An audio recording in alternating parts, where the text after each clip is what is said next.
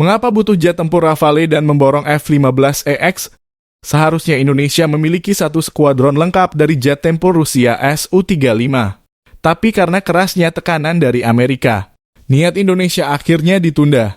Dalam negosiasinya, Indonesia ingin imbal balik atas kepatuhannya tidak membeli Su-35 kepada Amerika. Maka dari hasil menurut itu, Indonesia memperoleh hak untuk mengakses F-16 yang udah dimiliki sekaligus mengupgrade kemampuan skuadron F-16 ini dengan peralatan canggih terbaru. Termasuk teknisi PTDI diperbolehkan untuk memproduksi suku cadang dan akses lisensi ke program dasar operasional jet tempur F-16. Tentu ke depan Indonesia sangat diuntungkan atas akses lisensi dan pembuatan suku cadang F-16.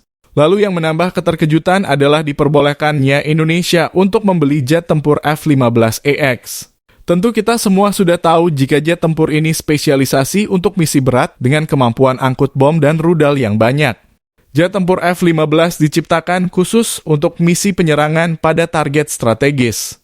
Lalu belum juga selesai keterkejutan dunia atas langkah Indonesia. Prabowo sebagai Menteri Pertahanan membeli jet tempur bekas milik negara Qatar, Mirage 2000, yang merupakan jet tempur generasi 4.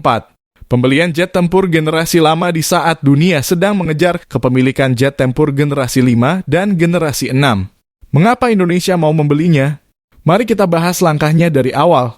Su-35 merupakan jet tempur kelas berat. Tapi karena ada ancaman sanksi, maka Indonesia minta jet tempur yang setara, yaitu F-15EX yang merupakan jet tempur yang sudah di-upgrade dengan peralatan canggih terkini. Lalu untuk misi patroli dan pencegahan, Indonesia melakukan upgrade jet tempur F-16-nya agar bisa lebih canggih dan penambahan jam terbang 3.000 jam.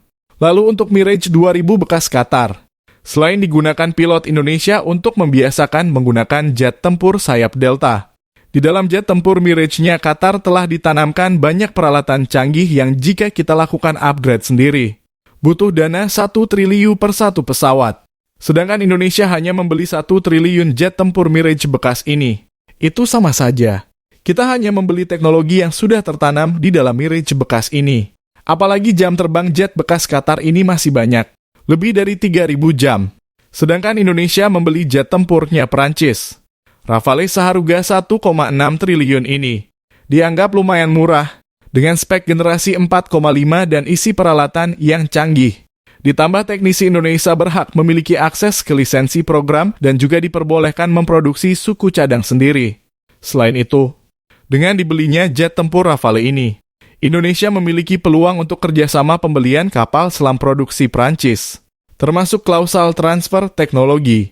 Setelah kita banyak belajar dari dasar-dasar pembuatan kapal selam dari kerjasama dengan Korea Selatan, jika kita melihat sekilas, tentu akan sulit untuk memahami di mana keuntungan yang bisa diperoleh Indonesia. Tapi jika kita membedah satu per satu alutsista yang kita beli dengan sinkronisasi alutsista yang sudah kita miliki, maka kita akan tahu kemana arah tujuan militer Indonesia ke depan. Rusia tidak pernah akan ditinggalkan Indonesia dan Rusia pun tidak akan pergi di belakang Indonesia di saat negara kita sedang kesulitan dan terancam. Apalagi stok jet tempur Rusia yang siap terbang jauh lebih banyak daripada pilot yang Rusia miliki. Saat genting, Indonesia tinggal sewa atau beli jet tempur Rusia tanpa harus menunggu produksi. Seperti saat doktrin pembebasan Irian Barat.